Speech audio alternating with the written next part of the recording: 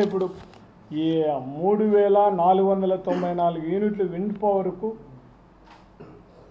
పీపీలకు సంబంధించిన యూనిట్ ధర ₹4.84 ఉంటే అదే జగన్మోహన్ రెడ్డి గారు సెకీతో వైఎస్ఆర్సీపీ ప్రభుత్వం చేసుకున్న ఒప్పందం ₹2.49. అంటే చంద్రబాబు నాయుడు ఒప్పందాల వల్ల రాష్ట్ర ప్రభుత్వము ఒక్కొక్క యూనిట్కు అదనంగా కట్టవలసిన మొత్తం ₹2.35 అయితే 3500 మెగావాట్లు అంటే 9000 మిలియన్ యూనిట్లకు ఒక్కొక్క యూనిట్కు అదనంగా చెల్లించవలసింది ₹2.35 అయితే చొప్పున లెక్క పెడితే ఏటా భారం 2000 కోట్లు అంటే 25 ఏళ్లలో మొత్తం 50 కోట్లు ఖచ్చితంగా ఈ రాష్ట్ర ప్రజల నుంచి చంద్రబాబు ప్రభుత్వానికి డిస్కంలకు కట్టాల్సిన పరిస్థితి. అదే సౌర విద్యుత్తులో చంద్రబాబు ప్రభుత్వం 2400 మెగావాట్ల కోసం ఒప్పందం యావరేజ్ ప్రైస్ ₹5 అయితే వైఎస్ఆర్సీపీ ప్రభుత్వం కేవలం ₹2.49 అంటే చంద్రబాబు హయాంలో కంటే ₹3.41 తక్కువతో 2400 మెగావాట్లు అంటే 4200 మిలియన్ యూనిట్లకు లెక్క ప్రకారం యూనిట్కు ఏటా పడే భారం చూసుకుంటే 1500 కోట్లు అంటే 25 ఏళ్లకు ఏకంగా చూసుకుంటే 37,500 కోట్లు. అంటే wind power solar power energy ద్వారా 25 ఏళ్ళు ఏకంగా కలుపుకుంటే మొత్తం రెండు కలుపుకుంటే 87,500 కోట్ల సంపద ఈ రాష్ట్ర ప్రజలది ఆవిరైపోతుందా లేదా మనం అందరం ఒక్కసారి ఆలోచించాల్సిన అవసరం ఉంది. అంటే వైఎస్ఆర్ ప్రభుత్వం చేసుకున్న ఒప్పందం వల్ల విద్యుత్ ఒప్పందం వల్ల 25 ఏళ్లలో 1,10,000 కోట్ల ఆదాయం జగన్మోహన్ రెడ్డి గారు తీసుకొని వస్తే చంద్రబాబు నాయుడు చేసుకునే దానిలో చూసుకుంటే 87,000 కోట్లు పోయే పరిస్థితి ఈరోజు ఉందంటే ఎవరు బాగా చేస్తారు? మీరు అందరూ ఒక్కసారి ప్రజలు కూడా ఆలోచించాల్సిన అవసరం. 13 డిస్కాంలు అప్పులోకి నెట్టిన చంద్రబాబు నాయుడు డిస్కాంల పరిస్థితి ఒక్కసారి చూస్తే చంద్రబాబు అధికారం రాకముందు అంటే 2014 నాటికి 29,000 అప్పు ఉంటే 20,000 కోట్ల అప్పు బకాయిలు ఉంటే ఆయన దిగిపోయే నాటికి 2019కి ఏకంగా 86,000 కోట్లకు అప్పు ఎగబాకిన పరిస్థితి. అంటే దాదాపు 23.88% వార్షిక అప్పులు పెరుగుదల తెలుగుదేశంలోనే. CAGRతో చంద్రబాబు హయాంలో డిస్కంల పరిస్థితి దమనీయంగా ఉంది. అదే డిస్కంలు ఆదుకునేందుకు చంద్రబాబు నాయుడు చేసిన సాయం ఎంత? 13,255 కోట్లు మాత్రమే. కానీ అదే మా జగనన్న వైఎస్ఆర్సీపీ హయాంలో చేసిన డబ్బులు 47,800 కోట్ల రూపాయలు డిస్కంలకు అందించిన ఘనత జగన్మోహన్ రెడ్డి గారిది. ఒక్కసారి మనం చూసుకుంటే 2014 నుంచి జూన్ చూసుకుంటే రాష్ట్ర విద్యుత్ రంగాల రుణాలు 2014 జూన్ వరకు 26,658 కోట్లు అయితే 2019 మార్చి 31 వరకు 64,675 కోట్లు. 2024 మార్చి చూసుకుంటే 1,11,864 కోట్లు.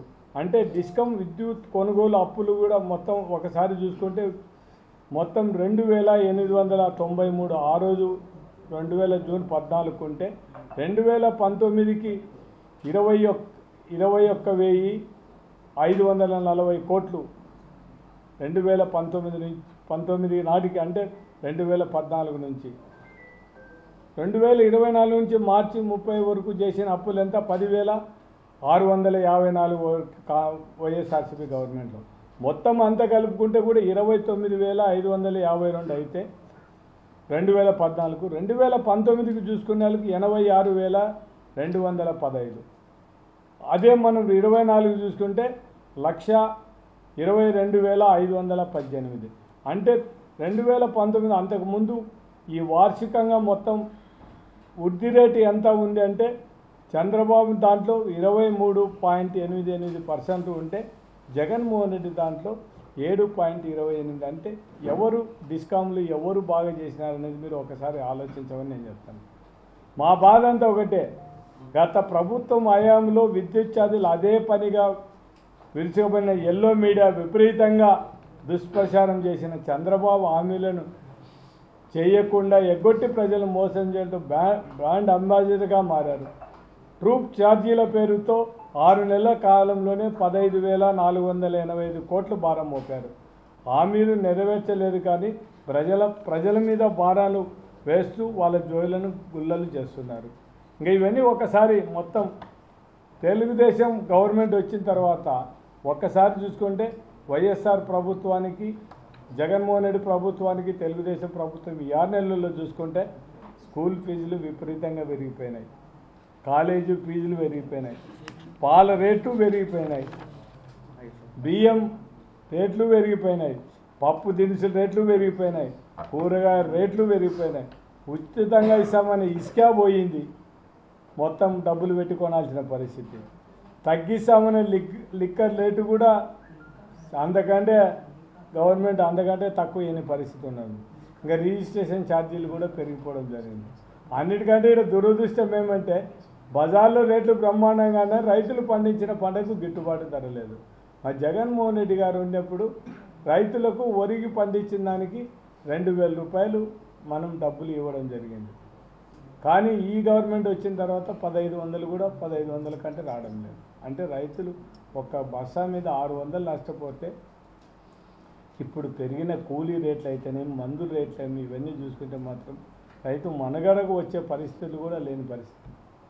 ఇవన్నీ చూస్తే ప్రజలు తమ ఆదాయాలను చంద్రబాబు సిండికేట్కు సమర్పించుకోవాల్సిన పరిస్థితి. ఈ ఖర్చులు భరించలేకనే ఇప్పటికి ప్రజలందరూ కూడా నరకయాతన పడుతున్నారు. వీరికి తోడు ఇప్పుడు కరెంట్ ఛార్జీలు కూడా అమాంతంగా పెంచేశారు. సామాన్యుడు బతికే పరిస్థితుల్లో రాష్ట్రంలో కనిపించలేదు.